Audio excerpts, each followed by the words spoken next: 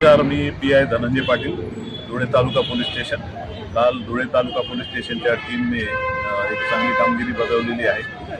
महानगरपालिकेच्या निवडणुकांच्या अनुषंगाने अवैध प्रकारची दारू, शस्त्र यांच्याबाबत कारवाई करण्यासाठी माननीय SP सर दिवरे सर यांनी आम्हाला आदेशित केलेले होते.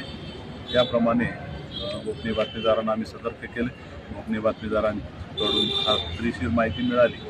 त्याच्यानंतर पोलीस स्टेशनची एक टीम निवडली आणि सापळा लावला की मुक्ती हातीमध्ये एका ट्रकमध्ये दारू अवैध प्रकारे येणार आहे आणि ती दुसऱ्या वाहनामध्ये ट्रान्सफर होणार आहे. त्याप्रमाणे टीमच्या सदस्यांनी आपले 4 वेगवेगळ्या छोट्या टीम तयार केल्या.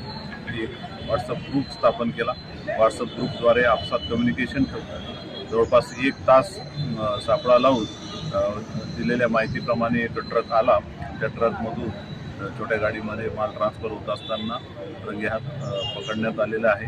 त्याच्यामध्ये एक या टाईपच्या गुन्ह्यांमधला सराईत आरोपी पकडण्यात आलेला आहे आणि दोन्ही वाहनाचे चालक आहेत. एकंदर 30 लाख रुपये इतक्या किमतीचा मुद्देमाल जप्त करण्यात आलेला आहे. त्याच्यात एक मोठा ट्रक आहे, 2 छोटे वाहनं आहेत.